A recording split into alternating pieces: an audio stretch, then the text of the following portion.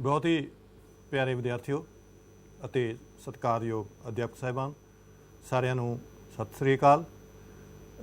ਅੱਜ ਦੇ ਆਪਣੇ ਇਸ ਲੈਕਚਰ ਦਾ ਵਿਸ਼ਾ ਹੈ ਮਾਨਵ ਪੂੰਜੀ ਨਿਰਮਾਣ ਜਾਂ ਮਨੁੱਖੀ ਪੂੰਜੀ ਨਿਰਮਾਣ।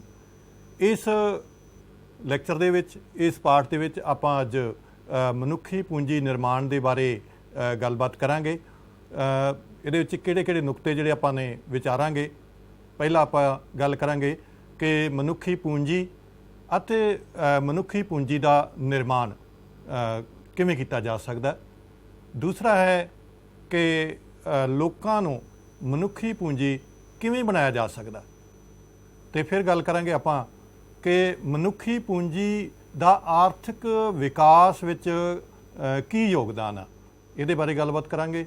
ਇਸ ਤੋਂ ਬਾਅਦ ਆਪਾਂ ਗੱਲ ਕਰਾਂਗੇ ਕਿ ਭਾਰਤ ਵਿੱਚ ਮਨੁੱਖੀ ਪੂੰਜੀ ਦੇ ਨਿਰਮਾਣ ਦੇ ਵਿੱਚ ਕੀ ਰੁਕਾਵਟਾਂ ਆ ਰਹੀਆਂ। ਅਤੇ ਇਸ ਤੋਂ ਬਾਅਦ ਆਪਾਂ ਗੱਲ ਕਰਾਂਗੇ ਕਿ ਮਨੁੱਖੀ ਪੂੰਜੀ ਨਿਰਮਾਣ ਵਿੱਚ ਸਿੱਖਿਆ ਦਾ ਕੀ ਯੋਗਦਾਨ ਆ, ਕੀ ਮਹੱਤਵ ਹੈ।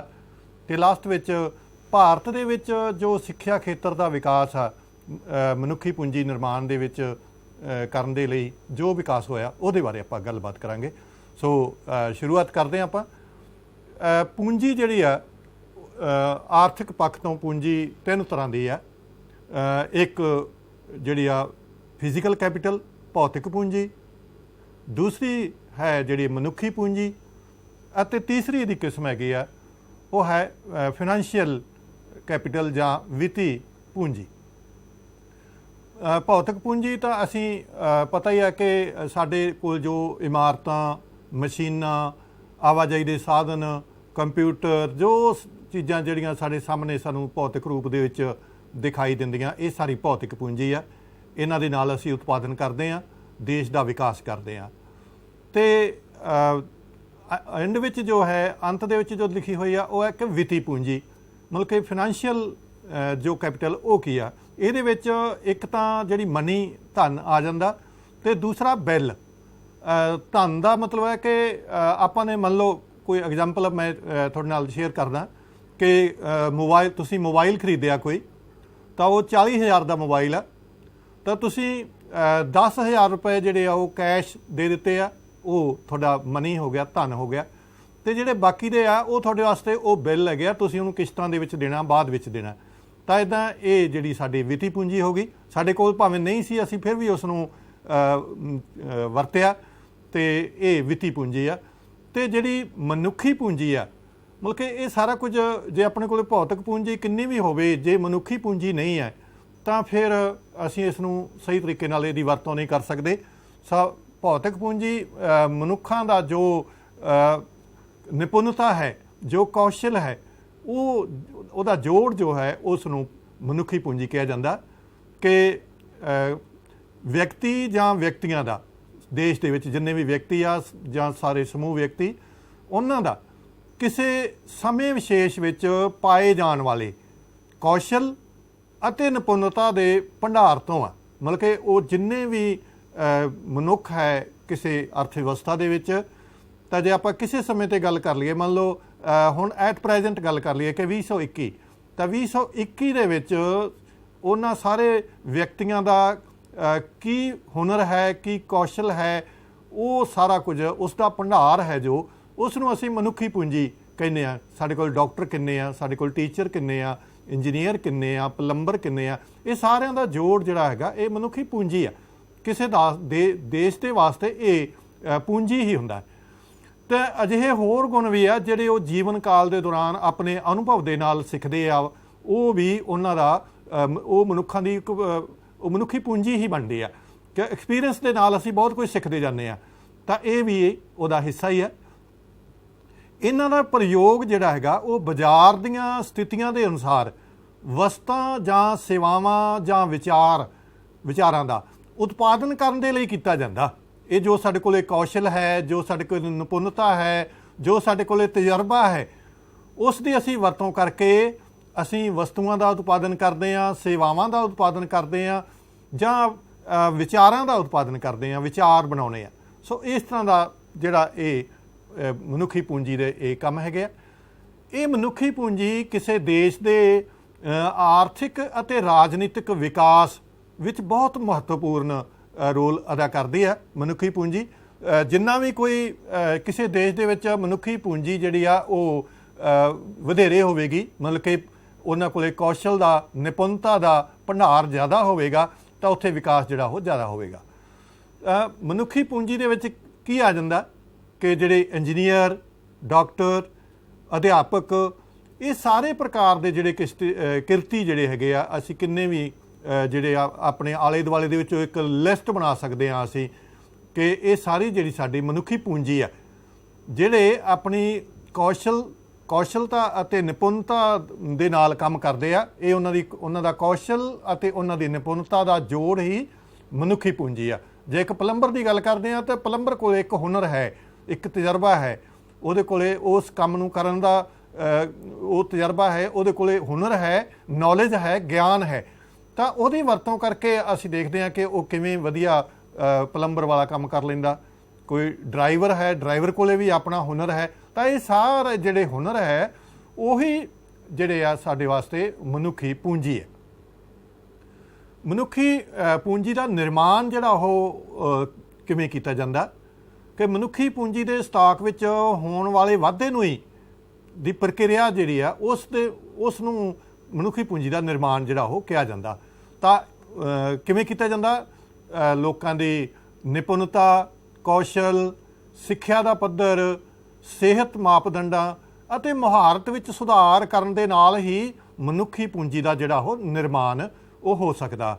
ਤਾਂ ਇਹ ਆਰਥਿਕ ਜਿਹੜੇ ਵਿਕਾਸ ਦੀ ਪ੍ਰਕਿਰਿਆ ਦੇ ਵਿੱਚ, ਉਹਦੀ ਪ੍ਰਕਿਰਿਆ ਦੇ ਅਧੀਨ ਇਸ ਨੂੰ ਇੱਕ ਉਤਪਾਦਕ ਸਾਧਨ ਦੇ ਵਜੋਂ ਪ੍ਰਯੋਗ ਕੀਤਾ ਜਾਂਦਾ।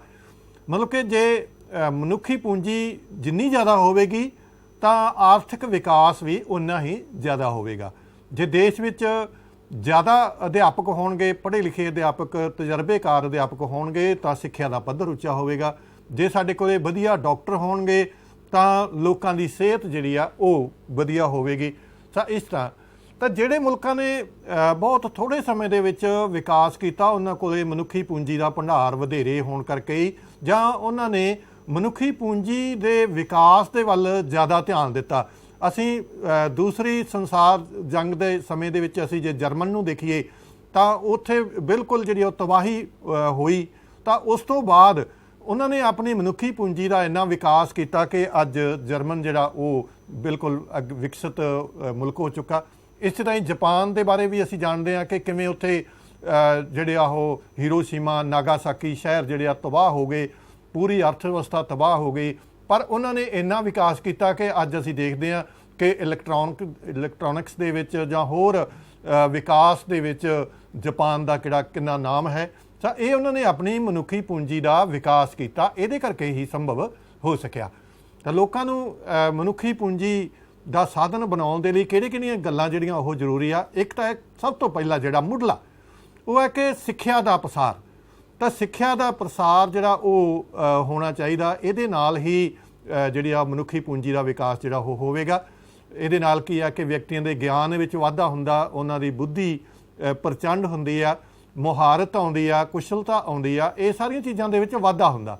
ਤਾਂ ਇਹਦੇ ਨਾਲ ਦੇਸ਼ ਦੇ ਵਿਕਾਸ ਦੇ ਉੱਤੇ ਜਿਹੜਾ ਪੋਜ਼ੀਟਿਵ ਇਫੈਕਟ, ਜਿਹੜਾ ਸਕਾਰਾਤਮਕ ਪ੍ਰਭਾਵ ਇਹਦਾ ਪੈਂਦਾ।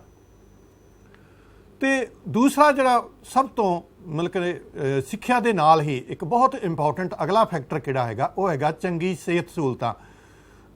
ਜੇ ਦੇਸ਼ ਦੇ ਵਿੱਚ ਸਿਹਤ ਸਹੂਲਤਾਂ ਦਾ ਜਿਹੜਾ ਪੱਧਰ ਹੈ ਉਹ ਅੱਛਾ ਹੋਵੇਗਾ, ਉਹਦਾ ਜਿਹੜਾ ਇਨਫਰਾਸਟਰਕਚਰ ਹੈ, ਮੁੱਢਲਾ ਢਾਂਚਾ ਜਿਹੜਾ ਉਹ ਵਿਕਸਿਤ ਹੋਵੇਗਾ, ਤਾਂ ਦੇਸ਼ ਦੇ ਲੋਕਾਂ ਦੀ ਸਿਹਤ ਅੱਛੀ ਹੋਵੇਗੀ। ਤਾਂ ਆਪਾਂ ਦੇਖਦੇ ਹਾਂ ਕਿ ਜਿੰਨਾ ਚਿਰ ਕੋਈ ਵਿਅਕਤੀ ਕੰਮ ਤਾਂ ਹੀ ਕਰ ਸਕਦਾ ਜੇ ਉਹ ਸਰੀਰਕ ਪੱਖੋਂ ਤੰਦਰੁਸਤ ਹੋਵੇ। ਤਾਂ ਬਿਮਾਰ ਵਿਅਕਤੀ ਜਿਹੜੇ ਆ ਉਹ ਦੇਸ਼ ਦੇ ਆਰਥਿਕ ਵਿਕਾਸ ਦੇ ਵਿੱਚ ਇੰਨਾ ਆਪਣਾ ਯੋਗਦਾਨ ਨਹੀਂ ਪਾ ਸਕਦੇ। ਸੋ ਮਤਲਬ ਕਿ ਦੇਸ਼ ਦੀ ਜਿਹੜੀ ਜਨਸੰਖਿਆ ਹੈ ਉਸ ਦਾ ਤੰਦਰੁਸਤ ਹੋਣਾ ਜਿਹੜਾ ਉਹ ਬਹੁਤ ਜ਼ਰੂਰੀ ਹੈਗਾ।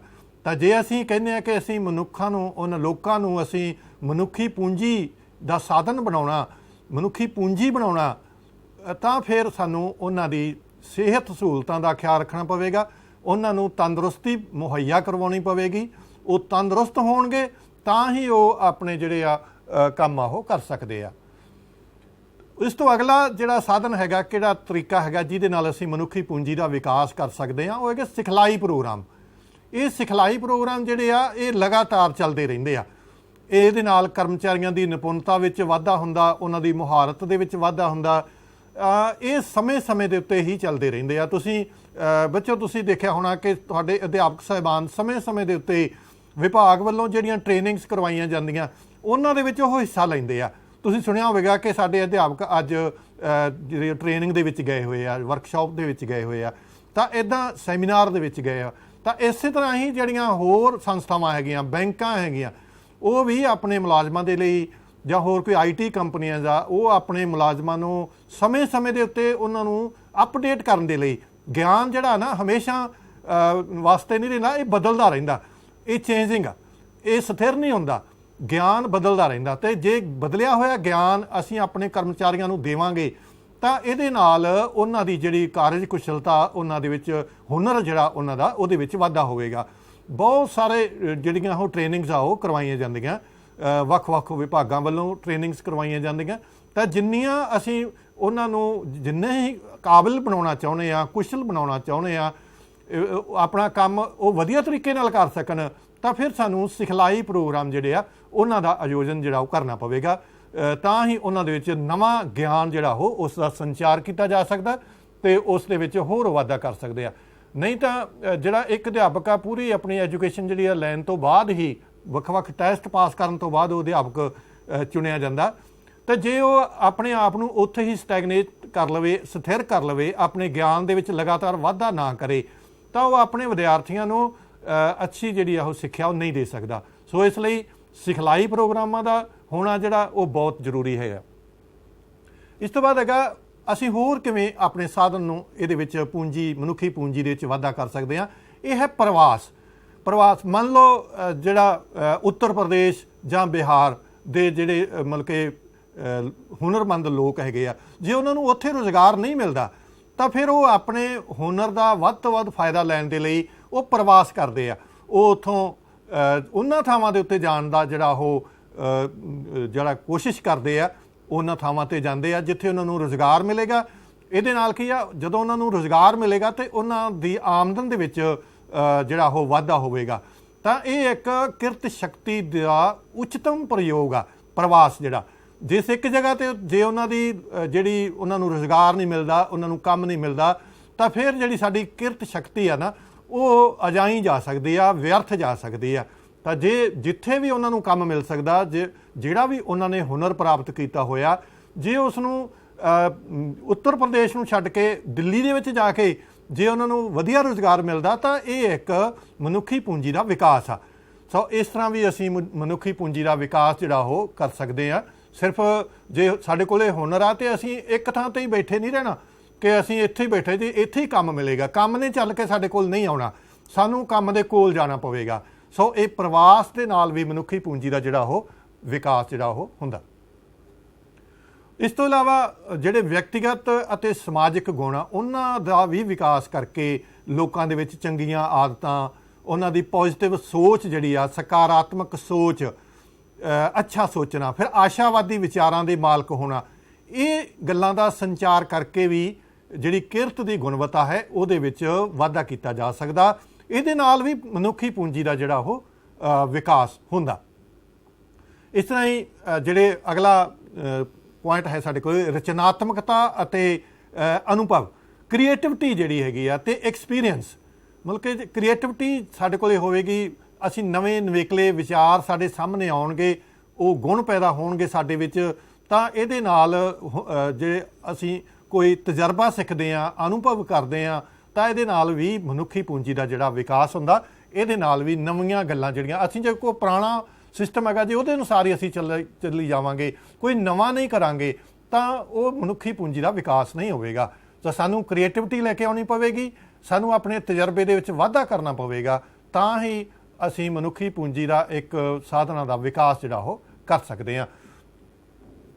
ਤਾਂ ਮਨੁੱਖੀ ਪੂੰਜੀ ਦਾ ਜਿਹੜਾ ਆਰਥਿਕ ਉੱਨਤੀ ਦੇ ਵਿੱਚ, ਆਰਥਿਕ ਵਿਕਾਸ ਦੇ ਵਿੱਚ ਕੀ ਯੋਗਦਾਨ ਆ? ਜਿਸ ਤਰ੍ਹਾਂ ਬੱਚਿਓ ਮਨੁੱਖੀ ਪੂੰਜੀ ਦੇ ਨਾਲ ਉਪਯੋਗ ਦੇ ਮਨੁੱਖੀ ਪੂੰਜੀ ਦੇ ਵਿੱਚ ਜੇ ਅਸੀਂ ਵਿਕਾਸ ਕਰਦੇ ਹਾਂ, ਉਹਦੇ ਵਿੱਚ ਵਧਾਉਣੇ ਆ, ਉਸ ਨੂੰ ਮਤਲਬ ਕਿ ਉਹਦੇ 'ਚ ਵਾਧਾ ਕਰਦੇ ਹਾਂ, ਤਾਂ ਫਿਰ ਅਸੀਂ ਆਪਣੇ ਜਿਹੜੇ ਸਾਡੀ ਭੌਤਿਕ ਪੂੰਜੀ ਆ ਨਾ, ਉਹਦਾ ਅਸੀਂ ਸਦ ਉਪਯੋਗ ਕਰ ਸਕਦੇ ਹਾਂ। ਭੌਤਿਕ ਪੂੰਜੀ ਬਾਰੇ ਪਹਿਲਾਂ ਵੀ ਗੱਲ ਕੀਤੀ ਸੀ, ਸਾਡੀਆਂ ਇਮਾਰਤਾਂ, ਸਾਡੀਆਂ ਮਸ਼ੀਨਰੀ, ਸਾਡਾ ਸਾਰਾ ਕੁਝ ਜੋ ਹੈ ਕੰਪਿਊਟਰ ਵਗੈਰਾ, ਤਾਂ ਇਹ ਸਾਡੀ ਭੌਤਿਕ ਪੂੰਜੀ ਆ, ਸਾਡੀ ਜ਼ਮੀਨ। ਤਾਂ ਮੁੱਖ ਤੌਰ ਦੇ ਉੱਤੇ ਜਿਹੜੇ ਉਤਪਾਦਨ ਦੇ ਸਾਧਨ ਉਹ 4 ਆ। ਤਾਂ 4ਾਂ ਦੇ ਵਿੱਚੋਂ ਪਹਿਲਾ ਜਿਹੜਾ ਹੈਗਾ ਉਹ ਭੂਮੀ ਆ, ਦੂਸਰਾ ਜਿਹੜਾ ਹੈਗਾ ਉਹ ਕਿਰਤੀ ਹੈ, ਲੇਬਰ, ਤੀਸਰਾ ਕੈਪੀਟਲ, ਤੇ ਚੌਥਾ ਜਿਹੜਾ ਹੈਗਾ ਉਦਮੀ ਆ, ਐਂਟਰਪ੍ਰੀਨਿਓਰਾਈਜ਼। ਤਾਂ ਇਹਦੇ ਵਿੱਚ ਤੁਸੀਂ ਦੇਖੋ ਕਿ ਭੂਮੀ ਤੋਂ ਜੇ ਸਾਡੇ ਕੋਲ ਮਨੁੱਖੀ ਪੂੰਜੀ ਹੋਵੇਗੀ ਤੇ ਤਾਂ ਹੀ ਅਸੀਂ ਭੂਮੀ ਦਾ ਸਦ ਉਪਯੋਗ ਕਰ ਸਕਦੇ ਹਾਂ। ਭੂਮੀ ਨੇ ਆਪਣੇ ਆਪ ਕੁਝ ਨਹੀਂ ਦੇਣਾ। ਜੇ ਕਿਸਾਨ ਉਹਦੇ ਉੱਤੇ ਮਿਹਨਤ ਕਰੇਗਾ, ਕਿਰਤੀ ਉਹਦੇ 'ਤੇ ਮਿਹਨਤ ਕਰਨਗੇ, ਤੇ ਤਾਂ ਸਾਨੂੰ ਅਨਾਜ ਜਿਹੜਾ ਉਹ ਮਿਲ ਸਕਦਾ। ਜੇ ਅਸੀਂ ਪੂੰਜੀ ਦੀ ਗੱਲ ਕਰਦੇ ਹਾਂ ਤਾਂ ਸਾਡੀਆਂ ਮਸ਼ੀਨਰੀ ਜਿਹੜੀ ਹੈਗੀ ਆ, ਇਹ ਸਾਰੀ ਇਹ ਉਹਨਾਂ ਚਿਰ ਆਪਣੇ ਆਪ ਕੰਮ ਨਹੀਂ ਕਰੇਗੀ। ਇਹਨਾਂ ਦੇ ਉੱਤੇ ਸਾਡੇ ਜਿਹੜਾ ਦੂਸਰੇ ਪੱਖ ਵਾਲੇ ਪਾਸੇ ਆ, ਜਿਹੜੇ ਕਿਰਤੀ ਅਤੇ ਸਾਡੇ ਉਦਮੀ, ਇਹ ਜੇ ਸਾਡੇ ਕੋਲ ਇਹਨਾਂ ਦੇ ਵਿੱਚ ਇਹਨਾਂ ਦੀ ਕਾਰਜ ਕੁਸ਼ਲਤਾ ਜਿਹੜੀ ਵਧੇਰੇ ਹੋਵੇਗੀ ਤਾਂ ਇਹਨਾਂ ਦੋਨਾਂ ਸਾਧਨਾਂ ਤੋਂ ਉਹ ਕੰਮ ਲੈ ਸਕਦੇ ਆ। ਸੋ ਕਿਸੇ ਵੀ ਦੇਸ਼ ਦੇ ਵਿਕਾਸ ਦੇ ਵਿੱਚ ਇਹ 4 ਉਤਪਾਦਨ ਦੇ ਜਿਹੜੇ ਸਾਧਨ ਆ ਉਹ ਮੁੱਖ ਤੌਰ ਦੇ ਉੱਤੇ ਕੰਮ ਕਰਦੇ ਆ। ਤਾਂ ਇਹਨਾਂ ਦੇ ਵਿੱਚੋਂ ਜਿਹੜਾ ਮਨੁੱਖੀ ਪੂੰਜੀ ਜਿਹੜੀ ਹੈਗੀ ਆ ਉਹ ਹੀ ਡੋਮੀਨੇਟ ਕਰਦੀ ਆ, ਉਸੇ ਦਾ ਹੀ ਜ਼ਿਆਦਾ ਜਿਹੜਾ ਰੋਲ ਇਹਦੇ ਵਿੱਚ ਆ। ਤੇ ਇਸ ਤੋਂ ਇਲਾਵਾ ਹੋਰ ਕੀ ਯੋਗਦਾਨ ਆ ਮਨੁੱਖੀ ਪੂੰਜੀ ਦਾ ਆਰਥਿਕ ਵਿਕਾਸ ਦੇ ਵਿੱਚ? ਇਹਦੇ ਨਾਲ ਜਿਹੜਾ ਹਾਇਰ ਪ੍ਰੋਡਕਸ਼ਨ, ਜਿਹੜਾ ਉੱਚ ਉਤਪਾਦਨ ਤੇ ਪ੍ਰੋਡਕਟਿਵਿਟੀ ਜਿਹੜੀ ਆ ਉਹਦੇ 'ਚ ਵਾਧਾ ਕੀਤਾ ਜਾ ਸਕਦਾ। ਅਸੀਂ ਵਧੇਰੇ ਉਤਪਾਦਨ ਕਰ ਸਕਦੇ ਹਾਂ, ਤੇ ਜੇ ਸਾਡੇ ਕੋਲ ਕਿਰਤ ਹੋਵੇਗੀ, ਸਾਡੇ ਕੋਲ ਕਿਸਾਨ ਹੋਣਗੇ, ਤਾਂ ਉਹਦੇ ਨਾਲ ਅਸੀਂ ਵਧੇਰੇ ਫਸਲਾਂ ਜਿਹੜੀਆਂ ਉਗਾ ਸਕਦੇ ਹਾਂ। ਫੈਕਟਰੀਆਂ ਦੇ ਵਿੱਚ ਅਸੀਂ ਲੇਬਰ ਦੇ ਉਸ ਕਿਰਤੀਆਂ ਦੇ ਸਹਾਇਤਾ ਦੇ ਨਾਲ ਅਸੀਂ ਵੱਧ ਤੋਂ ਵੱਧ ਉਤਪਾਦਨ ਕਰ ਸਕਦੇ ਹਾਂ। ਉਤਪਾਦਕਤਾ ਜਿਹੜੀ ਆ ਉਹਦੇ ਵਿੱਚ ਵੀ ਜਿਹੜਾ ਵਾਧਾ ਹੋ ਸਕਦਾ। ਤਾਂ ਅਗਲਾ ਪੁਆਇੰਟ ਸਾਡਾ ਹੈਗਾ ਕਿ ਮਨੁੱਖੀ ਪੂੰਜੀ ਦੇ ਨਾਲ ਜਿਹੜੀਆਂ ਕਾਢਾਂ ਉਹ ਕੱਢੀਆਂ ਜਾ ਸਕਦੀਆਂ। ਇਹ ਮਨੁੱਖ ਹੀ ਹੈ ਜਿਹੜਾ ਦਿਮਾਗ, ਜਿਹੜਾ ਬਾਕੀ ਦੇ ਹੋਰ ਸਾਰੇ ਜੀਵਾਂ ਦੇ ਨਾਲੋਂ ਵਿਕਸਿਤ ਦਿਮਾਗ ਆ। ਉਹ ਜਦੋਂ ਵੀ ਕੋਈ ਉਹਦੇ ਸਾਹਮਣੇ ਕੋਈ ਸਿਚੁਏਸ਼ਨ ਆਉਂਦੀ ਹੈ ਤਾਂ ਫਿਰ ਉਹ ਉਸ ਹਿਸਾਬ ਦੇ ਨਾਲ ਉਹ ਕਾਢਾਂ ਕੱਢਦਾ। ਜਿਵੇਂ ਆਪਾਂ ਆਮ ਭਾਸ਼ਾ ਦੇ ਵਿੱਚ ਆਪਾਂ ਕਹਿੰਦੇ ਹਾਂ ਕਿ ਲੋੜ ਕਾਢ ਦੀ ਮਾਂ, ਮਤਲਬ ਕਿ ਜਦੋਂ ਮਨੁੱਖ ਨੂੰ ਕਿਸੇ ਚੀਜ਼ ਦੀ ਲੋੜ ਪੈਂਦੀ ਆ ਤਾਂ ਫਿਰ ਉਹ ਕਾਢ ਕੱਢਦਾ। ਤਾਂ ਇਸੇ ਤਰ੍ਹਾਂ ਹੀ ਅੱਜ ਜੇ ਸਾਡੀ ਖੇਤੀ ਇੰਨੀ ਵਿਕਸਿਤ ਹੋਈ ਆ, ਸਾਡੇ ਉਦਯੋਗ ਜਿਹੜੇ ਨੇ ਵਿਕਸਿਤ ਹੋਏ ਆ, ਤਾਂ ਉਹਦਾ ਕਾਰਨ ਇਹੀ ਆ ਕਿ ਸਾਡੀ ਜਿਹੜੀ ਮਨੁੱਖੀ ਪੂੰਜੀ ਆ, ਜੋ ਸਾਡੇ ਮਨੁੱਖ ਜਿਨ੍ਹਾਂ 'ਚ ਕਾਰਜ ਕੁਸ਼ਲਤਾ ਹੈ, ਜਿਨ੍ਹਾਂ 'ਚ ਐਕਸਪੀਰੀਅੰਸ ਹੈ, ਉਹਨਾਂ ਨੇ ਆਪਣੇ ਦਿਮਾਗ ਦੀ ਵਰਤੋਂ ਕਰਕੇ ਖੋਜਾਂ ਕੀਤੀਆਂ। ਅੱਜ ਅਸੀਂ ਵਿਗਿਆਨ ਦੇ ਯੁੱਗ ਦੇ ਵਿੱਚ ਅਸੀਂ ਕਿੰਨੀ ਤਰੱਕੀ ਕਰ ਲਈ ਆ। ਐਸੇ ਟਾਈਮ 'ਤੇ ਜੇ ਆਪਾਂ ਦੇਖੀਏ ਤਾਂ ਮੈਂ ਕਿੱਥੇ ਬੈਠਾ ਤੁਹਾਨੂੰ ਸੰਬੋਧਨ ਕਰ ਰਿਹਾ, ਇਹ ਵਿਗਿਆਨ ਦੀ ਤਰੱਕੀ ਦੀ ਹੀ ਕਰਾਮਾਤ ਹੈਗੀ ਆ। ਤਾਂ ਇਹ ਕਾਢਾਂ ਦੇ ਨਾਲ, ਖੋਜਾਂ ਦੇ ਨਾਲ, ਤਾਂ ਇਹ ਸਾਰਾ ਜਿਹੜਾ ਉਹ ਇਹਦਾ ਲਾਭ ਹੋਇਆ, ਮਨੁੱਖੀ ਪੂੰਜੀ ਦਾ ਵਿਕਾਸ ਹੋਇਆ। ਤੇ ਅੱਜ ਤੁਸੀਂ ਆਪਣੇ ਸਕੂਲ ਦੇ ਵਿੱਚ ਬੈਠੇ ਹੋਏ ਤੁਸੀਂ ਇਸ ਨੂੰ ਸਿੱਖਣ ਦੇ ਯੋਗ ਹੋ ਸਕੇ ਹੋ, ਸਫਲ ਹੋ ਸਕੇ ਹੋ। ਸੋ ਇਹ ਜਿਹੜੀਆਂ ਕਾਢਾਂ ਕੱਢੀਆਂ ਇਹ ਮਨੁੱਖ ਨੇ, ਮਨੁੱਖੀ ਪੂੰਜੀ ਨੇ ਕੱਢੀਆਂ, ਤੇ ਲੋੜ ਅਨੁਸਾਰ ਇਹ ਕਾਢਾਂ ਜਿਹੜੀਆਂ ਉਹ ਕੱਢੀਆਂ ਗਈਆਂ। ਫਿਰ ਇਹਦੇ ਜਿਹੜੇ ਆ ਉਹ ਅਨਾਰਥਿਕ ਲਾਭ ਵੀ ਜਿਹੜੇ ਇਹਦੇ ਹੈ, ਇਕੱਲੇ ਆਰਥਿਕ ਲਾਭ ਹੀ ਨਹੀਂ, ਹੋਰ ਸਾਨੂੰ ਸਮਾਜਿਕ ਤੌਰ ਦੇ ਉੱਤੇ ਸਾਨੂੰ ਜਿਹੜੇ ਉਹ ਭਾਈਚਾਰਕ ਸਾਂਝ ਦੇ ਤੌਰ ਦੇ ਉੱਤੇ ਜਦੋਂ ਅਸੀਂ ਵਿਕਸਿਤ ਹੋਵਾਂਗੇ ਨਾ, ਤਾਂ ਅਸੀਂ ਇੱਕ ਸੱਭਿਅਕ ਸਮਾਜ ਦੀ ਸਿਰਜਣਾ ਕਰਾਂਗੇ। ਤਾਂ ਉਹ ਸਾਰੇ ਲਾਭ ਜਿਹੜੇ ਸਾਡੇ ਉਹ ਇਕੱਲੇ ਆਰਥਿਕ ਨਹੀਂ ਹੋਣਗੇ, ਉਹ ਅਨਾਰਥਿਕ ਲਾਭ ਵੀ ਸਾਨੂੰ ਉਹਦੇ ਵਿੱਚ ਨਾਲ ਹੋਣਗੇ। ਤੇ ਮਨੁੱਖੀ ਪੂੰਜੀ ਦਾ ਜੇ ਵਿਕਾਸ ਹੁੰਦਾ ਤੇ ਫਿਰ ਮਨੁੱਖਤਾ ਦਾ ਵੀ ਵਿਕਾਸ ਇਹਦੇ ਨਾਲ ਆਪਣੇ ਆਪ ਹੀ ਹੁੰਦਾ। ਜੇ ਜਿੰਨੇ ਕੁਸ਼ਲ ਲੋਕ ਹੋਣਗੇ ਉਹਨਾਂ ਹੀ ਆਪਣੇ ਸਮਾਜ ਦਾ, ਆਪਣੇ ਮਨੁੱਖਾਂ ਦਾ ਵਿਕਾਸ ਵੀ ਉਹ ਕਰਨਗੇ। ਸੋ ਅਗਲੀ ਗੱਲ ਜਿਹੜੀ ਹੈਗੀ ਆ ਉਹ ਹੈ ਕਿ ਭਾਰਤ ਦੇ ਵਿੱਚ ਮਨੁੱਖੀ ਪੂੰਜੀ ਨਿਰਮਾਣ ਦੇ ਵਿੱਚ ਕੁਝ ਰੁਕਾਵਟਾਂ ਜਿਹੜੀਆਂ ਆ ਰਹੀਆਂ। ਆਪਾਂ ਪਿੱਛੇ ਦੇਖਿਆ ਸੀ ਕਿ ਅਸੀਂ ਕਿਵੇਂ ਜਿਹੜਾ ਮਨੁੱਖੀ ਪੂੰਜੀ ਦਾ ਨਿਰਮਾਣ ਕਰ ਸਕਦੇ ਹਾਂ। ਅਸੀਂ ਸਿੱਖਿਆ ਦੇ ਨਾਲ ਕਰ ਸਕਦੇ ਹਾਂ, ਅਸੀਂ ਸਿਹਤ ਸਹੂਲਤਾਂ ਦੇ ਨਾਲ ਕਰ ਸਕਦੇ ਹਾਂ, ਅਸੀਂ ਹੋਰ ਅਨੁਭਵ ਦੇ ਨਾਲ ਕਰ ਸਕਦੇ ਹਾਂ। ਤਾਂ ਇਹ ਸਾਰੀਆਂ ਗੱਲਾਂ ਜਿਹੜੀਆਂ ਹੈਗੀਆਂ, ਇਹ ਭਾਰਤ ਦੇ ਵਿੱਚ ਕਿੱਥੇ ਪ੍ਰੋਬਲਮ ਆਉਂਦੀ ਆ, ਕਿੱਥੇ ਸਮੱਸਿਆ ਆਉਂਦੀ ਆ, ਕਿਹੜੀਆਂ ਰੁਕਾਵਟਾਂ ਜਿਹੜੀਆਂ ਸਾਡੇ ਵਿਕਾਸ ਦੇ ਰਸਤੇ ਦੇ ਵਿੱਚ, ਪੂੰਜੀ ਨਿਰਮਾਣ ਦੇ ਰਸਤੇ ਦੇ ਵਿੱਚ ਕਿਹੜੀਆਂ ਰੁਕਾਵਟਾਂ ਜਿਹੜੀਆਂ ਉਹ ਆ ਰਹੀਆਂ। ਤਾਂ ਇੱਕ ਤਾਂ ਇਹ ਆ ਕਿ ਸਾਡੀ ਜਿਹੜੀ ਜਨਸੰਖਿਆ ਹੈਗੀ ਆ ਉਹ ਬਹੁਤ ਜ਼ਿਆਦਾ ਹੈਗੀ ਆ। ਤੁਹਾਨੂੰ ਪਤਾ ਕਿ ਚੀਨ ਤੋਂ ਬਾਅਦ ਭਾਰਤ ਦਾ ਨੰਬਰ ਜਨਸੰਖਿਆ ਦੇ ਵਿੱਚ ਹੈ, ਸੰਸਾਰ ਦੇ ਵਿੱਚ ਦੂਸਰੇ ਨੰਬਰ ਦੀ ਜਨਸੰਖਿਆ ਭਾਰਤ ਦੇ ਵਿੱਚ ਆ। ਤਾਂ ਇੰਨੀ ਵੱਡੀ ਜਨਸੰਖਿਆ ਨੂੰ ਜਿਹੜਾ ਉਹ ਕਾਰਜ ਕੁਸ਼ਲ ਨਿਪੁੰਨ ਬਣਾਉਣਾ, ਇਹ ਬਹੁਤ ਵੱਡੀ ਉਹਦੀ ਗੁਣਵੱਤਾ ਦੇ ਵਿੱਚ ਵਾਧਾ ਕਰਨਾ, ਉਹਨਾਂ ਦੀ ਸਿਹਤ ਸਹੂਲਤਾਂ ਦਾ ਪ੍ਰਬੰਧ ਕਰਨਾ, ਉਹਨਾਂ ਲਈ ਸਿੱਖਿਆ ਦਾ ਪ੍ਰਬੰਧ ਕਰਨਾ, ਉਹਨਾਂ ਦੇ ਲਈ ਤਕਨੀਕੀ ਸਿੱਖਿਆ, ਡਾਕਟਰੀ ਸਿੱਖਿਆ, ਕਿੱਤਾ ਮੁਖੀ ਸਿੱਖਿਆ, ਇਹ ਸਾਰੀਆਂ ਜਿਹੜੇ ਕੁਸ਼ਲ ਜਿਹੜੇ ਕੰਮ ਹੈਗੇ ਆ, ਕੁਸ਼ਲਤਾ ਵਾਲੀਆਂ ਗੱਲਾਂ ਜਿਹੜੀਆਂ ਹੈਗੀਆਂ, ਉਹ ਸਾਰੇ ਜੇ ਕਰਾਂਗੇ ਤਾਂ ਭਾਰਤ ਦੇ ਵਿੱਚ ਇਹ ਕਾਫੀ ਰੁਕਾਵਟਾਂ ਜਿਹੜੀਆਂ ਰਸਤੇ 'ਚ ਆਉਂਦੀਆਂ। ਅਤੇ ਕਾਰਨ ਮੇਨ ਕੀ ਹੈਗਾ ਕਿ ਜਨਸੰਖਿਆ ਬਹੁਤ ਜ਼ਿਆਦਾ ਹੋਣ ਕਰਕੇ ਇਹ ਸਫਲ ਨਹੀਂ ਹੋ ਸਕਦੇ ਅਸੀਂ। ਫਿਰ ਸਾਧਨਾਂ ਦੀ ਵੀ ਘਾਟ ਹੈਗੀ ਆ। ਜਿਸ ਤਰੀਕੇ ਦੇ ਨਾਲ ਸਾਡੀ ਜਨਸੰਖਿਆ ਵੱਧ ਰਹੀ ਆ, ਉਸ ਹਿਸਾਬ ਦੇ ਨਾਲ ਸਾਡੇ ਸਾਧਨ ਜਿਹੜੇ ਆ ਨਾ ਉਹ ਵੱਧ ਨਹੀਂ ਰਹੇ, ਸਗੋਂ ਤਾਂ ਘਟ ਰਹੇ ਆ। ਆਪਾਂ ਜੇ ਔਸਤ ਦੇਖਾਂਗੇ ਤਾਂ ਅੱਜ ਸਾਡੇ ਕੋਲੇ ਪਾਣੀ, ਸਾਡੇ ਕੋਲ ਜ਼ਮੀਨ, ਸਾਡੇ ਕੋਲੇ ਜਿਹੜੇ ਉਹ ਖਾਦ ਪਦਾਰਥ, ਇਹਨਾਂ ਦੀ ਜਿਹੜੀ ਉਹ ਪ੍ਰਤੀ ਵਿਅਕਤੀ ਜਿਹੜੀ ਪ੍ਰਾਪਤੀ ਹੈ ਨਾ ਉਹ ਘਟਦੀ ਜਾ ਰਹੀ ਆ। ਜਿੰਨੀ ਜ਼ਿਆਦਾ ਜਨਸੰਖਿਆ ਵੱਧਦੀ ਜਾਵੇਗੀ ਉਨੇ ਸਾਧਨ ਜਿਹੜੇ ਆ ਉਹ ਪ੍ਰਤੀ ਵਿਅਕਤੀ ਸਾਧਨ ਆ ਉਹ ਘਟਦੇ ਜਾਣਗੇ। ਤਾਂ ਇਹਦੇ ਨਾਲ ਵੀ ਜਿਹੜੀ ਉਹ ਉਹਨਾਂ ਦੀ ਉਚਿਤ ਸਾਧਨਾਂ ਦੀ ਉਚਿਤ ਵੰਡ ਨਹੀਂ ਹੋ ਸਕਦੀ, ਉਹਨਾਂ ਦਾ ਕੁਸ਼ਲਤਾ ਦੇ ਨਾਲ ਉਹਨਾਂ ਦਾ ਪ੍ਰਯੋਗ ਨਹੀਂ ਕੀਤਾ ਜਾ ਸਕਦਾ ਜਾਂ ਕੀਤਾ ਜਾਂਦਾ। ਤਾਂ ਇਹਦੇ ਕਰਕੇ ਵੀ ਭਾਰਤ ਦੇ ਵਿੱਚ ਇਹ ਜਿਹੜੀ ਰੁਕਾਵਟ ਆ ਉਹ ਆਉਂਦੀ ਹੈ। ਅਗਲੀ ਗੱਲ ਬੱਚੋ ਬਹੁਤ ਹੀ ਇਹ ਇੱਕ ਦੁੱਖ ਵਾਲੀ ਗੱਲ ਹੈਗੀ ਆ ਇਹ ਕਿ ਸਾਡੀ ਜਿਹੜੀ ਮਨੁੱਖੀ ਸ਼ਕਤੀ ਦੀ ਜਿਹੜਾ ਨਿਯੋਜਨ ਹੈਗਾ ਉਹ ਘਟੀਆ ਕਿਸਮ ਦਾ ਹੈਗਾ। ਪਲੈਨਿੰਗ ਜਿਹੜੀ ਹੈ ਨਾ ਉਹ ਘਟੀਆ ਹੈਗੀ ਆ। ਤੁਸੀਂ ਥੱਲੇ ਅਖਬਾਰ ਦੇਖ ਰਹੇ ਹੋ ਤਾਂ ਇਹਦੇ ਵਿੱਚ ਜਿਹੜਾ ਪਹਿਲੀ ਜਿਹੜੀ ਨਿਊਜ਼ ਹੈਗੀ ਆ ਇਹ ਯੂਪੀ ਦੀ ਆ, ਉੱਤਰ ਪ੍ਰਦੇਸ਼ ਦੀ ਆ। ਤਾਂ ਇਹਦੇ ਵਿੱਚ ਜਿਹੜੇ 368 PN ਦੀਆਂ ਅਸਾਮੀਆਂ ਭਰੀਆਂ ਜਾਣੀਆਂ ਸੀ ਤੇ ਜਿਹਦੇ ਵਾਸਤੇ 23 ਲੱਖ ਲੋਕ ਜਿਹੜੇ ਆ ਉਹ ਰੇਸ ਵਿੱਚ ਆ। Over 23 lakh in race for 368 PONs post in UP. ਤਾਂ ਉਹਦੇ ਵਿੱਚ ਹੋਰ ਵੀ ਦੁੱਖ ਵਾਲੀ ਗੱਲ ਦੇਖੋ ਬੱਚਿਓ ਕਿ 255 ਨੇ PhD ਕੀਤੀ ਹੋਈ ਆ। PM ਦੀ ਪੋਸਟ ਹੋਵੇ ਤੇ ਉਹਦੇ ਵਾਸਤੇ 255 PhD ਕੀਤੇ ਹੋਏ ਨੌਜਵਾਨ ਜਿਹੜੇ ਆ ਉਹ ਲੜਕੇ ਲੜਕੀਆਂ ਉਹਦੇ ਲਈ ਅਪਲਾਈ ਕਰ ਰਹੇ ਆ। ਤਾਂ ਇਦੋਂ ਵੱਡੀ ਦੁੱਖ ਦੀ ਗੱਲ ਕੀ ਹੋ ਸਕਦੀ ਹੈ। ਤਾਂ ਇਹ ਸਾਡੀ ਸਾਰੀ ਪਲੈਨਿੰਗ ਦੀ ਕਮੀ ਹੈਗੀ ਆ।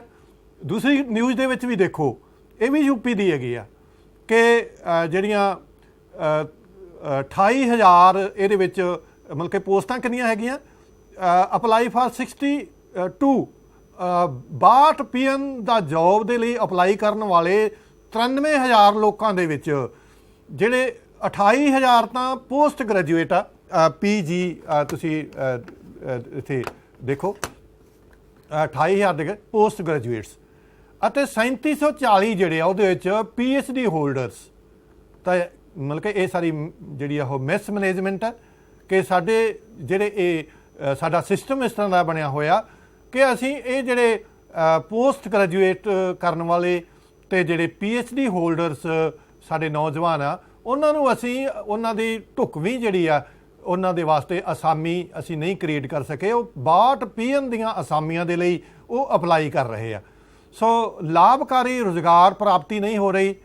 ਠੀਕ ਹੈ, ਇਹਦਾ ਮਨੁੱਖੀ ਪੂੰਜੀ ਨਿਰਮਾਣ ਦੇ ਉੱਤੇ ਬੜਾ ਮਾੜਾ ਅਸਰ ਪਵੇਗਾ। ਜਿਹੜੇ ਹੋਰ ਵੀ ਪੜ੍ਹਨ ਵਾਲੇ ਹੋਣਗੇ ਉਹ ਵੀ ਇਹ ਸੋਚਣਗੇ ਕਿ ਫਿਰ ਅਸੀਂ ਕੀ ਪੜ੍ਹ ਕੇ ਕਰਨਾ, ਜੇ ਇੱਕ PhD ਕੀਤੀ ਹੋਈ ਨੇ PA ਨਹੀਂ ਲੱਗਣਾ। ਤਾਂ ਇਸ ਤਰ੍ਹਾਂ ਮਤਲਬ ਕਿ ਸਾਡੀ ਜਿਹੜੀ ਅਕੈਡਮਿਕ ਜਿਹੜੀ ਸਿਸਟਮ ਸਾਡਾ ਜਿਹੜਾ ਹੈਗਾ ਅਕਾਦਮਿਕ ਪ੍ਰਣਾਲੀ ਆ, ਇਹ ਇੱਕ ਰਸਮੀ ਪ੍ਰਣਾਲੀ ਆ। ਇਹਦੇ ਵਿੱਚ ਵਿਦਿਆਰਥੀਆਂ ਨੂੰ ਪ੍ਰਦਾਨ ਕੀਤਾ ਜਾਣ ਵਾਲਾ ਗਿਆਨ ਅਤੇ ਵਿਦਿਆਰਥੀਆਂ ਦੇ ਕੋਲ ਜਿਹੜਾ ਗਿਆਨ ਆ ਉਹਦੀ ਗੁਣਵੱਤਾ ਦੇ ਵਿੱਚ ਬੜਾ ਫਰਕ ਹੈਗਾ। ਬੜੀ ਚਿੰਤਾਜਨਕ ਸਥਿਤੀ ਹੈਗੀ ਆ। ਸਾਡੇ ਨੌਜਵਾਨ ਜਿਹੜੇ ਆ ਉਹਨਾਂ ਨੇ BA ਕੀਤੀ ਹੁੰਦੀ ਆ, ਪਰ ਜਦੋਂ ਕਦੇ ਬੈਂਕ ਦੇ ਵਿੱਚ ਬੈਂਕ ਦੀ ਵਾਸਤੇ ਅਪਲਾਈ ਕਰਨਾ ਜਾਂ ਬੈਂਕ ਦੇ ਵਿੱਚ ਕੋਈ ਫਾਰਮ ਭਰਨਾ ਤਾਂ ਉਹ ਆਪਦਾ ਫਾਰਮ ਨਹੀਂ ਭਰ ਸਕਦੇ। ਤਾਂ ਮੈਨੂੰ ਉਮੀਦ ਆ ਬੱਚਿਓ ਤੁਸੀਂ ਇਹਨਾਂ ਗੱਲਾਂ ਨੂੰ ਮੇਰੇ ਖਿਆਲ 'ਚ ਧਿਆਨ ਦੇਵੋਗੇ ਤਾਂ ਤੁਸੀਂ ਘੱਟੋ ਘੱਟ ਇੰਨਾ ਕੁ ਗਿਆਨ ਜ਼ਰੂਰ ਹਾਸਲ ਕਰੋਗੇ ਕਿ ਜਿੰਨਾ ਤੁਸੀਂ ਪੜ੍ਹੇ ਹੋਏ ਹੋ ਤਾਂ ਉਸ ਲੈਵਲ ਦਾ ਜਿੰਨਾ ਗਿਆਨ ਚਾਹੀਦਾ। ਕੱਲ੍ਹ ਨੂੰ ਸਾਨੂੰ ਇਹ ਨਾ ਸੁਣਨਾ ਪਵੇ ਕਿ +2 ਕੀਤੀ ਹੋਈ ਵਿਦਿਆਰਥੀ ਨੇ ਅਤੇ ਉਹ ਆਪਣਾ ਬੈਂਕ ਦਾ ਫਾਰਮ ਨਹੀਂ ਭਰ ਸਕਦਾ, ਉਹ ਖਾਤਾ ਖੁਲਾਉਣ ਵਾਲਾ ਫਾਰਮ ਨਹੀਂ ਭਰ ਸਕਦਾ, ਜਾਂ ਉਸਨੇ ਇੱਕ ਜੋਬ ਲਈ ਅਪਲਾਈ ਕਰਨਾ ਅਤੇ ਉਹ ਦੂਸਰਿਆਂ ਵੱਲ ਦੇਖਦਾ, ਜਾਂ ਉਸਨੇ ਤਹਿਸੀਲ ਦੇ ਵਿੱਚ ਜਾ ਕੇ कोई एप्लीकेशन देनी आ, कोई अर्जी देनी आ, तो वो अर्जी नहीं लिख सकता। ये गल्लां ਜਿਹੜੀਆਂ ਹੈਗੀਆਂ ना, ये साडी गुणवत्ता ते उत्ते एक सवालिया चिन्ह खड़ा करदियां। तो मैनूं उम्मीद है कि तुसीं जरूर मेहनत करते होवोगे तो तुहानूं इहो जी गल जिहड़ी आ, तुहाडा जो ज्ञान है तो जो ज्ञान चाहिदा ਉਹਦੇ ਵਿੱਚ कोई ਉਹਦੀ गुणवत्ता ਦੇ ਵਿੱਚ कोई अंतर नहीं होवेगा। तो जे किते तुहानूं लगदा महसूस हुंदा ਤਾਂ ਤੁਹਾਨੂੰ ਅੱਜ ਤੋਂ ਹੀ ਇਹ ਕੋਸ਼ਿਸ਼ ਕਰਨੀ ਚਾਹੀਦੀ ਹੈ ਕਿ ਸਾਡਾ ਜਿਹੜਾ ਇੱਕ ਵਧੀਆ ਅਸੀਂ ਇੱਕ ਪੂੰਜੀ ਦਾ ਆਪਣੇ ਆਪ ਦਾ ਪੂੰਜੀ ਨਿਰਮਾਣ ਕਰੀਏ, ਮਨੁੱਖੀ ਪੂੰਜੀ ਦਾ ਨਿਰਮਾਣ ਕਰੀਏ, ਅਸੀਂ ਇੱਕ ਅੱਛੇ ਜਿਹੜੇ ਨਾਗਰਿਕ ਆ ਉਹ ਬਣ ਸਕੀਏ, ਸਾਡਾ ਗਿਆਨ ਦੇ ਵਿੱਚ ਵਾਧਾ ਹੋਵੇ, ਸਾਡੀ ਨਿਪੁੰਨਤਾ ਦੇ ਵਿੱਚ ਕੋਈ ਕਮੀ ਨਾ ਹੋਵੇ, ਕੋਈ ਸਵਾਲ ਜਿਹੜਾ ਉਹ ਖੜਾ ਨਾ ਕਰ ਸਕੇ। ਤਾਂ ਇਸ ਤਰ੍ਹਾਂ ਅਗਲਾ ਜਿਹੜਾ ਹੈਗਾ ਪੁਆਇੰਟ ਇਹਦੇ ਰੁਕਾਵਟ ਜਿਹੜਾ ਪਾਉਂਦਾ ਉਹ ਸਾਡਾ ਜਿਹੜਾ ਅਕਾਦਮਿਕ ਵਾਤਾਵਰਨ ਜਿਹੜਾ ਹੈਗਾ, ਅਕੈਡਮਿਕ ਇਨਵਾਇਰਮੈਂਟ ਜਿਹੜਾ ਉਹ ਵੀ ਇਫੈਕਟ ਕਰਦਾ ਹੈ ਵਿਦਿਆਰਥੀਆਂ ਦੀ ਸਿੱਖਿਆ ਦੇ ਵਾਸਤੇ, ਮਤਲਬ ਕਿ ਉਹਨਾਂ ਨੂੰ ਇੱਕ ਅੱਛੇ ਪੂੰਜੀ ਨਿਰਮਾਣ ਬਣਨ ਵਾਸਤੇ, ਇੱਕ ਪੂੰਜੀ ਬਣਨ ਵਾਸਤੇ ਦੇਸ਼ ਵਾਸਤੇ। ਅਗਲਾ ਜਿਹੜਾ ਹੈਗਾ ਪੁਆਇੰਟ ਉਹ ਸਾਡੇ ਕੋਲ ਹੈਗਾ ਕਿ ਮਾੜੇ ਸਿਹਤ ਮਾਪਦੰਡ। ਸਾਡੇ ਦੇਸ਼ ਦੇ ਵਿੱਚ ਵੱਡੀ ਰੁਕਾਵਟ ਜਿਹੜੀ ਹੈਗੀ ਆ ਉਹ ਲੋਕਾਂ ਦੀ ਮਾੜੀ ਸਿਹਤ। ਬਹੁਤ ਸਾਰੇ ਜਦੋਂ ਤੁਸੀਂ ਕਿਤੇ ਹਸਪਤਾਲਾਂ ਦੇ ਵਿੱਚ ਕਿਸੇ 'ਤੇ ਜਾ ਕੇ ਦੇਖੋ, PGI ਦੇ ਵਿੱਚ ਦੇਖੋ, 16 ਦੇ ਵਿੱਚ, 32 ਦੇ ਵਿੱਚ, ਜਾਂ ਹੋਰ ਵੀ ਇਲਾਕਿਆਂ ਦੇ ਵਿੱਚ, ਨੇੜੇ ਦੇ ਸ਼ਹਿਰ ਦੇ ਵਿੱਚ ਕਿਸੇ ਹਸਪਤਾਲ ਦੇ ਵਿੱਚ, ਵੱਡੇ ਹਸਪਤਾਲ 'ਚ ਜਾ ਕੇ ਦੇਖੋ ਅਤੇ ਤੁਹਾਨੂੰ ਇੰਝ ਲੱਗਦਾ ਕਿ ਸਾਰੇ ਲੋਕ ਹੀ ਜਿਹੜੇ ਉਹ ਬਿਮਾਰ ਇੱਥੇ ਆਏ ਹੋਏ ਆ। ਸੋ ਇੰਨੀ ਵੱਡੀ ਗਿਣਤੀ ਦੇ ਵਿੱਚ ਲੋਕਾਂ ਦੀ ਸਿਹਤ ਜਿਹੜੀ ਆ ਉਹ ਠੀਕ ਨਹੀਂ ਹੈ। ਤਾਂ ਫਿਰ ਸਾਡੇ ਦੇਸ਼ ਦਾ ਜਿਹੜਾ ਉਹ ਨਿਰਮਾਣ ਕਿਵੇਂ ਹੋਵੇਗਾ, ਦੇਸ਼ ਦੀ ਜਿਹੜੀ ਆ ਪੂੰਜੀ ਨਿਰਮਾਣ, ਜਿਹੜਾ ਮਨੁੱਖੀ ਪੂੰਜੀ ਦਾ ਨਿਰਮਾਣ ਜਿਹੜਾ ਉਹ ਕਿਵੇਂ ਹੋਵੇਗਾ। ਤਾਂ ਜਨਸੰਖਿਆ ਦਾ ਇੱਕ ਬਹੁਤ ਵੱਡਾ ਹਿੱਸਾ ਸਰੀਰਕ, ਮਨੋਵਿਗਿਆਨਕ ਸਿਹਤ ਉਹਨਾਂ ਦੀ ਜਿਹੜੀ ਆ ਉਹ ਸੰਤੋਖਜਨਕ ਨਹੀਂ ਹੈ, ਉਹ ਮਤਲਬ ਕਿ ਸੈਟਿਸਫੈਕਟਰੀ ਨਹੀਂ ਹੈ।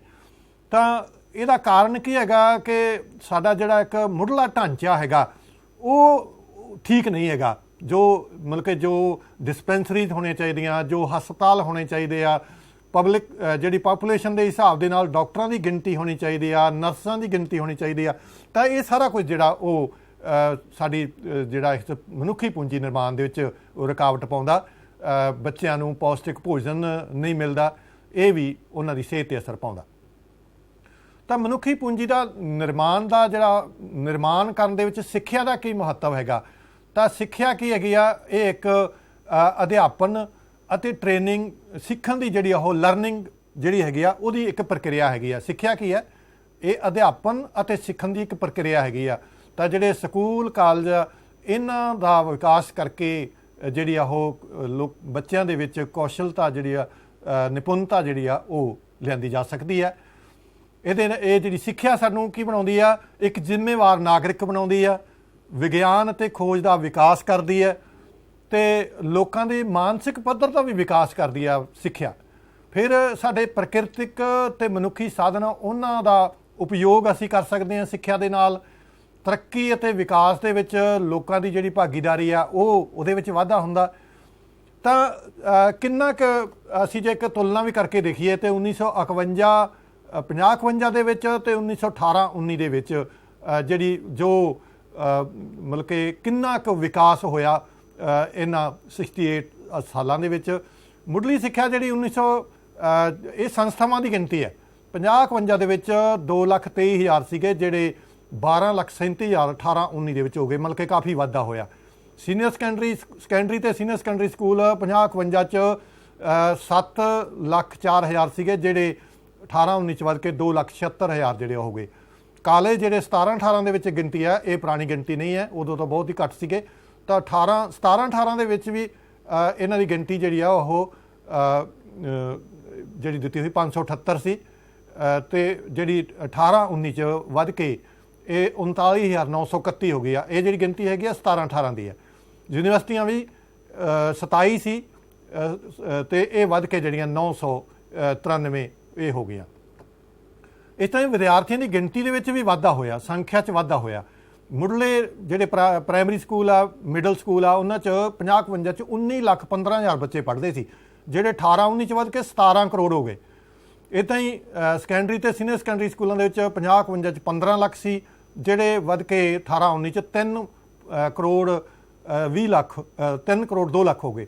ਤਾਂ ਇਸ ਤਰ੍ਹਾਂ ਹੀ ਯੂਨੀਵਰਸਿਟੀਆਂ ਜਿਹੜੀਆਂ 17-18 ਦੇ ਵਿੱਚ ਇਹ 17-18 ਦੀ ਗਿਣਤੀ ਹੈ, ਇਸ ਕਰਕੇ ਇਹ 3.6 ਲੱਖ ਸੀ, ਜਿਹੜੀ 366 ਕਰੋੜ ਜਿਹੜੀਆਂ ਹੋ ਗਿਆ, ਮਤਲਬ ਕਾਫੀ ਵਾਧਾ ਜਿਹੜਾ ਉਹ ਹੋਇਆ। ਜਿਹੜੀ ਵਿਵਸਾਇਕ ਸਿੱਖਿਆ ਹੈਗੀ ਆ ਉਹਦੇ ਵਿੱਚ ਵੀ 1986 ਦੀ ਨੀਤੀ ਦੇ ਅਨੁਸਾਰ ਜਿਹੜਾ ਕਿੱਤਾ ਮੁਖੀ ਸਿੱਖਿਆ ਉਹਦੇ ਵਿੱਚ ਵੀ ਕਾਫੀ ਵਾਧਾ ਹੋਇਆ। ਤਕਨੀਕੀ ਸਿੱਖਿਆ ਜਿਹੜੀ ਆ ਉਹਦੀਆਂ ਸੰਸਥਾਵਾਂ 3586 ਜਿਹੜੀਆਂ 2011 ਦੇ ਵਿੱਚ ਹੋ ਗਈਆਂ। ਮੈਨੇਜਮੈਂਟ ਦੇ ਜਿਹੜੀਆਂ ਸੰਸਥਾਵਾਂ 496, ਨਰਸਿੰਗ ਦੀਆਂ ਸੰਸਥਾਵਾਂ ਜਿਹੜੀਆਂ ਉਹ 2131, ਇਹ 2011 ਦੇ ਵਿੱਚ। ਅਧਿਆਪਕਾਂ ਦੀ ਸਿਖਲਾਈ ਜਿਹੜੀ ਆ 4924 ਸੰਸਥਾਵਾਂ। IITs ਤੇ IIMs ਜਿਹੜੀਆਂ ਹੈਗੀਆਂ ਉਹ IITs 7 ਸੀ ਤੇ IIMs ਜਿਹੜੀਆਂ ਹੈਗੀਆਂ ਇੰਡੀਅਨ ਇੰਸਟੀਚਿਊਟ ਆਫ ਮੈਨੇਜਮੈਂਟ, ਪਹਿਲਾ ਹੈਗਾ ਟੈਕਨੋਲੋਜੀ ਦਾ, ਦੂਸਰਾ ਮੈਨੇਜਮੈਂਟ ਦਾ। ਜਿਹੜੀਆਂ IITs ਜਿਹੜੀਆਂ ਉਹ 7 ਸੀ ਤੇ ਮੈਨੇਜਮੈਂਟ ਵਾਲੀਆਂ 6, ਇਹ 2011 ਚ ਇਹਨਾਂ ਦੀ ਗਿਣਤੀ ਸੀ। NITs ਇਹ ਜਿਹੜੀ ਆ 20 ਹੋ ਗਈ ਗਿਣਤੀ ਇਹਨਾਂ ਦੀ। ਤਾਂ ਇਹ ਕੁਝ ਜਿਹੜਾ ਸਿੱਖਿਆ ਦੇ ਖੇਤਰ ਦੇ ਵਿੱਚ ਉਪਰਾਲੇ ਕੀਤੇ ਗਏ ਆ। ਇੱਕ ਐਕਟ ਲਿਆਂਦਾ ਗਿਆ RTE ਐਕਟ 2009, ਜਿਹੜਾ 1 ਅਪ੍ਰੈਲ 2010 ਨੂੰ ਲਾਗੂ ਕੀਤਾ ਗਿਆ। ਇਹ ਵੀ ਬੱਚਿਆਂ ਦਾ ਜਿਹੜੀ ਆ ਮੁਫਤ ਅਤੇ ਲਾਜ਼ਮੀ ਸਿੱਖਿਆ ਦਾ ਅਧਿਕਾਰ ਬੱਚਿਆਂ ਨੂੰ ਦਿੰਦਾ। ਸਿੱਖਿਆ ਦੇ ਵਿਕਾਸ ਦੇ ਵਿੱਚ ਇਹਨੇ ਬਹੁਤ ਕੰਮ ਕੀਤਾ। ਪੇਂਡੂ ਸਿੱਖਿਆ ਦੇ ਵਾਸਤੇ ਵੀ ਕਾਫੀ ਜਿਹੜਾ ਉਹ ਕੰਮ ਕੀਤਾ ਗਿਆ। ਫਿਰ ਖੇਤੀ ਸੰਬੰਧੀ ਸਿੱਖਿਆ ਜਿਹੜੀ ਆ ਉਹਦਾ ਵੀ ਵਿਕਾਸ ਜਿਹੜਾ ਉਹ ਕਾਫੀ ਹੋਇਆ ਭਾਰਤ ਦੇ ਵਿੱਚ। ਬਾਲਗ ਸਿੱਖਿਆ ਅਤੇ ਇਸਤਰੀ ਸਿੱਖਿਆ ਵਾਸਤੇ 1988 ਦੇ ਵਿੱਚ ਇੱਕ ਰਾਸ਼ਟਰੀ ਸਾਖਰਤਾ ਮਿਸ਼ਨ ਜਿਹੜਾ ਉਹ ਬਣਾਇਆ ਗਿਆ ਸੀਗਾ, ਜਿਸ ਨੂੰ ਬਦਲ ਕੇ ਜਿਹੜਾ ਨਾਮ ਇਹਦਾ ਸਾਖਰ ਭਾਰਤ ਮਿਸ਼ਨ ਬਣਾਇਆ ਗਿਆ 8 ਸਤੰਬਰ 2009 ਨੂੰ। ਤਾਂ ਇਹ ਵੀ ਜਿਹੜੀ ਆ ਸਿੱਖਿਆ ਦੇ ਖੇਤਰ ਦੇ ਵਿੱਚ ਯੋਗਦਾਨ ਪਾ ਰਹੀਆਂ ਸੰਸਥਾਵਾਂ। ਓਪਨ ਅਤੇ ਦੂਰਵਰਤੀ ਜਿਹੜੀ ਆ ਉਹ ਸਿੱਖਿਆ, ਮਤਲਬ ਕਿ ਘਰ ਬੈਠੇ ਬੱਚੇ ਜਿਹੜੇ ਆ ਉਹ ਸਿੱਖਿਆ ਪ੍ਰਾਪਤ ਕਰ ਸਕਦੇ ਆ। ਓਪਨ ਸਕੂਲ ਪ੍ਰਣਾਲੀ ਜਿਹੜੀ ਆ ਨਵੰਬਰ 1999 ਦੇ ਵਿੱਚ ਸ਼ੁਰੂ ਕੀਤੀ ਗਈ। ਇਹਦਾ ਸੀਗਾ national institute of open schooling. ਤਾਂ ਇਸੇ ਤਰ੍ਹਾਂ ਹੀ ਉਚੇਰੀ ਸਿੱਖਿਆ ਵਾਸਤੇ ਜਿਹੜੀ ਆ ਉਹ Indira Gandhi National Open University, IGNOU ਇਹਦਾ ਨਾਮ ਦੇ ਤੌਰ ਤੇ ਜਾਣੀ, ਇਹ 1985 ਦੇ ਵਿੱਚ ਇਹ ਸ਼ੁਰੂ ਕੀਤੀ ਗਈ ਆ। ਇਹ ਓਪਨ ਲਰਨਿੰਗ ਆ, ਘਰ ਬੈਠੇ ਤੁਸੀਂ ਜਿਹੜੀ ਇੱਥੋਂ ਪੜ੍ਹਾਈ ਕਰ ਸਕਦੇ ਹੋ। ਕੁਝ ਸੰਸਥਾਵਾਂ ਹੈਗੀਆਂ ਮਹੱਤਵਪੂਰਨ ਸੰਸਥਾਵਾਂ ਜਿਹੜੀਆਂ ਸਿੱਖਿਆ ਦੇ ਖੇਤਰ ਦੇ ਵਿੱਚ ਵਿਕਾਸ ਕਰਦੀਆਂ, ਜਿਵੇਂ NCERT ਹੈ।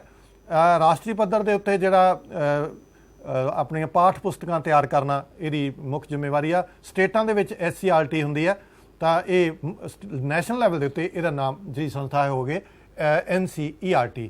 ਇੱਦਾਂ ਹੀ UGC ਆ, ਇਹ ਕਾਲਜਾਂ ਦਾ ਪ੍ਰਬੰਧ ਕਰਦੀ ਆ, ਉਹਨਾਂ ਦੇ ਵਾਸਤੇ ਨਿਯਮ ਬਣਾਉਂਦੀ ਆ ਤੇ ਉਹਨਾਂ ਦਾ ਜਿਹੜਾ ਉਹ ਜਿਹੜਾ ਵਿੱਤੀ ਪ੍ਰਬੰਧ ਜਿਹੜੀ ਲਾਗੂ ਕਰਦੀ ਆ। ਫਿਰ ਅੱਗੇ AICTE ਅਖਿਲ ਭਾਰਤੀ ਤਕਨੀਕੀ ਸਿੱਖਿਆ ਪ੍ਰੀਸ਼ਦ, ਇਹ ਤਕਨੀਕੀ ਸਿੱਖਿਆ ਮੁਹੱਈਆ ਕਰਾਉਣ ਵਾਸਤੇ ਸੰਸਥਾ ਹੈਗੀ ਆ। ਇਹ ਤੁਹਾਨੂੰ ਜਿਹੜੀ ਐਬਰੀਵੇਸ਼ਨ ਵਾਸਤੇ ਜਿਹੜੇ ਉਹ ਇਹ ਆ ਸਕਦੇ ਆ ਸੰਸਥਾਵਾਂ ਬਾਰੇ, ਤੁਹਾਨੂੰ ਪ੍ਰੀਖਿਆ ਦੇ ਵਿੱਚ ਪ੍ਰਸ਼ਨ ਇਹਦੇ ਬਾਰੇ ਵੀ ਪੁੱਛਿਆ ਜਾ ਸਕਦਾ। ਫਿਰ ICMR, ਇਹ ਭਾਰਤੀ ਚਿਕਿਤਸਾ ਖੋਜ ਪ੍ਰੀਸ਼ਦ ਆ, ਡਾਕਟਰੀ ਸਿੱਖਿਆ ਦੇ ਨਾਲ ਇਹਦਾ ਸੰਬੰਧ ਹੈਗਾ। ਤਾਂ ਸਿੱਖਿਆ ਇੱਕ ਚੁਣੌਤੀਪੂਰਨ ਸਥਿਤੀ ਕਿਉਂ ਹੈ? ਤਾਂ ਇਹਦਾ ਮਤਲਬ ਕਿ ਜੇ ਅਸੀਂ ਕਹਿੰਦੇ ਹਾਂ ਕਿ ਬਹੁਤ ਰੁਕਾਵਟਾਂ ਆ ਰਹੀਆਂ, ਤਾਂ ਉਹਦੇ ਵਿੱਚ ਮੇਰਾ ਖਿਆਲ ਕਾਫੀ ਹੱਦ ਤੱਕ ਸਾਨੂੰ ਜਿਹੜੀ ਇੱਕ ਪੜਚੋਲ ਕਰਨੀ ਚਾਹੀਦੀ ਆ, ਜਿਹੜੀ ਆਪਣੇ ਅੰਦਰ ਜਿਹੜੀ ਆ ਵਿਸ਼ਲੇਸ਼ਣ ਕਰਨਾ ਚਾਹੀਦਾ ਕਿ ਉਹਦਾ ਕਾਰਨ ਕੀ ਹੈਗਾ। ਤਾਂ ਇੱਕ ਤਾਂ ਸਭ ਤੋਂ ਵੱਡਾ ਕਾਰਨ ਜਿਹੜਾ ਹੈਗਾ ਕਿ ਸਿੱਖਿਆ ਦੇ ਖੇਤਰ ਨੂੰ ਜਿਹੜਾ ਸਰਕਾਰੀ ਬਜਟ ਹੈਗਾ ਉਹ ਬਹੁਤ ਘੱਟ ਜਿਹੜਾ ਉਹ ਦਿੱਤਾ ਜਾਂਦਾ। ਮਤਲਬ ਕਿ ਆਮ ਤੌਰ 'ਤੇ ਸਰਕਾਰ ਜਿਹੜੀ ਆ ਉਹ ਵਚਨਬੱਧ ਸੀ ਕਿ 6% GDP ਦਾ ਹਿੱਸਾ ਉਹ ਸਿੱਖਿਆ ਦੇ ਖੇਤਰ ਦੇ ਉੱਤੇ ਖਰਚ ਕੀਤਾ ਜਾਵੇਗਾ, ਪਰ ਅਸਲ ਦੇ ਵਿੱਚ 3 ਜਾਂ 4% ਖਰਚ ਕੀਤਾ ਜਾਂਦਾ। ਤਾਂ ਜੇ ਖਰਚ ਹੀ ਘੱਟ ਕੀਤਾ ਜਾਵੇਗਾ ਤਾਂ ਫਿਰ ਸਿੱਖਿਆ ਦਾ ਵਿਕਾਸ ਕਿੱਥੋਂ ਹੋਵੇਗਾ? ਉਹਦੇ ਨਾਲ ਜਿਹੜੀਆਂ ਮੁੱਢਲੀਆਂ ਸਹੂਲਤਾਂ, ਜਿਹੜਾ ਇਨਫਰਾਸਟਰਕਚਰ ਆ ਸਿੱਖਿਆ ਦਾ, ਉਹ ਕਿਵੇਂ ਜਿਹੜਾ ਉਹ ਹੋ ਸਕੇਗਾ? ਤਾਂ ਇਸ ਤਰ੍ਹਾਂ ਮਤਲਬ ਕਿ ਤਾਂ ਹੀ ਸਾਡਾ ਜਿਹੜਾ ਸਿੱਖਿਆ ਦੇ ਖੇਤਰ 'ਚ ਖਰਚ ਕਰਨ ਵਾਲਾ ਸੰਸਾਰ ਦੇ ਵਿੱਚ 62ਵੇਂ ਸਥਾਨ 'ਤੇ ਸਾਡਾ ਆਉਂਦਾ। ਇਹਦੇ ਨਾਲ ਸਾਡੀ ਗੁਣਵੱਤਾ ਜਿਹੜੀ ਹੈਗੀ ਨਾ ਸਿੱਖਿਆ ਦੀ, ਉਹਦਾ ਜਿਹੜਾ ਉਹ ਕਮੀ ਆਈ ਆ। ਅਤੇ ਫਿਰ ਅਗਰ ਲਿੰਗ ਭੇਦ ਜਿਹੜਾ ਕੀਤਾ ਜਾਂਦਾ, ਲੜਕੀਆਂ ਦੀ ਸਿੱਖਿਆ ਅਤੇ ਲੜਕਿਆਂ ਦੀ ਸਿੱਖਿਆ ਕਈ ਰਾਜਾਂ ਦੇ ਵਿੱਚ ਇਹ ਜਿਹੜਾ ਹੈਗਾ ਉਹਨਾਂ ਦੀ ਦਾਖਲੇ ਵੀ ਘੱਟ ਆ ਅਤੇ ਬਾਅਦ ਵਿੱਚ ਉਹਨਾਂ ਦੇ ਸਕੂਲ ਛੱਡਣ ਦਾ ਜਿਹੜੀ ਗਿਣਤੀ ਉਹ ਵੀ ਜ਼ਿਆਦਾ ਹੈਗੀ ਆ। ਫਿਰ ਅਨਪੜ੍ਹ ਲੋਕਾਂ ਦੀ ਜਿਹੜੀ ਅਧਿਕ ਸੰਖਿਆ, ਉਹ ਸਿੱਖਿਆ ਦੇ ਮਹੱਤਵ ਨੂੰ ਨਹੀਂ ਸਮਝਦੇ, ਆਪਣੇ ਬੱਚਿਆਂ ਨੂੰ ਉਹ ਪੜ੍ਹਾਉਣਾ ਹੀ ਨਹੀਂ ਚਾਹੁੰਦੇ। ਤਾਂ ਇਹ ਵੀ ਇੱਕ ਕਾਰਨ ਹੈਗਾ। ਫਿਰ ਨਿੱਜੀਕਰਨ ਜਿਹੜਾ ਹੈਗਾ ਉਹਦੇ ਕਰਕੇ ਸਿੱਖਿਆ ਮਹਿੰਗੀ ਬਹੁਤ ਹੋ ਗਈ ਆ ਕਿ ਹਰ ਆਮ ਆਦਮੀ ਜਿਹੜਾ ਹੈਗਾ ਉਹ ਖਰਚਾ ਹੀ ਨਹੀਂ ਸਹਿਣ ਕਰ ਸਕਦਾ ਆਪਣੇ ਬੱਚਿਆਂ ਨੂੰ ਪੜ੍ਹਾਉਣ ਵਾਸਤੇ। ਸਰਕਾਰੀ ਸਕੂਲਾਂ ਦੇ ਵਿੱਚ ਫ੍ਰੀ ਸਿੱਖਿਆ ਹੈਗੀ ਆ, ਬਹੁਤ ਸਾਰਾ ਜਿਹੜਾ ਉਹ ਇਸ ਸਾਲ ਵੀ ਦਾਖਲਾ ਜਿਹੜਾ ਵਧਿਆ ਇਹਦਾ ਹੀ ਕਾਰਨ ਹੀ ਆ ਕਿ ਜਿਹੜੇ ਆ ਪੇਰੈਂਟਸ ਆ ਉਹ ਫੀਸਾਂ ਘੱਟ ਦੇ ਸਕਦੇ ਸੀਗੇ, ਨਹੀਂ ਦੇ ਸਕਦੇ ਸੀ, ਖਰਚ ਨਹੀਂ ਕਰ ਸਕਦੇ, ਤੇ ਉਹਨਾਂ ਨੇ ਸਰਕਾਰੀ ਸਕੂਲਾਂ 'ਚ ਆਪਾਂ ਆਪਣੇ ਬੱਚੇ ਦਾਖਲ ਕਰਵਾਏ। ਤਾਂ ਇਹ ਇੱਕ ਸਿੱਖਿਆ ਦਾ ਜਿਹੜਾ ਇੱਕ ਮਤਲਬ ਕਿ ਇੱਕ ਵਧੀਆ ਪੱਖ ਹੈ ਸਰਕਾਰ ਦਾ, ਇਹਦਾ ਵੱਧ ਤੋਂ ਵੱਧ ਫਾਇਦਾ ਜਿਹੜਾ ਉਠਾਉਣਾ ਚਾਹੀਦਾ। ਫਿਰ ਪੇਂਡੂ ਜਿਹੜੀ ਪਹੁੰਚ ਦਾ ਪੱਧਰ ਜਿਹੜਾ ਉਹ ਪਿੰਡਾਂ ਦੇ ਵਿੱਚ ਜਿਹੜੀ ਐਜੂਕੇਸ਼ਨ ਦਾ ਲੈਵਲ ਹੈਗਾ ਉਹਦੇ ਵਿੱਚ ਕਾਫੀ ਅੰਤਰ ਹੈਗਾ, ਉਨੀਆਂ ਸਹੂਲਤਾਂ ਨਹੀਂ ਹੈ।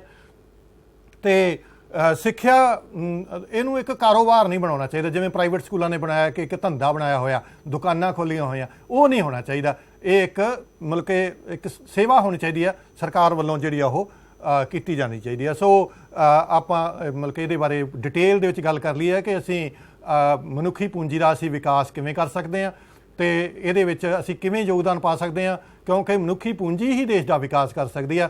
ਸੋ ਮੈਨੂੰ ਉਮੀਦ ਹੈ ਕਿ ਤੁਸੀਂ ਸਾਰੀ ਗੱਲ ਜਿਹੜੀ ਆ ਬੜੇ ਧਿਆਨ ਨਾਲ ਸੁਣ ਲਈ ਹੋਵੇਗੀ ਅਤੇ ਪ੍ਰੀਖਿਆ ਦੇ ਵਿੱਚ ਇਹ 'ਚ ਵਧੀਆ ਕਾਰਗੁਜ਼ਾਰੀ ਜਿਹੜੀ ਉਹ ਦਿਖਾਓਗੇ। ਤੁਹਾਡਾ ਸਾਰਿਆਂ ਦਾ ਬਹੁਤ ਬਹੁਤ ਧੰਨਵਾਦ। Thank you.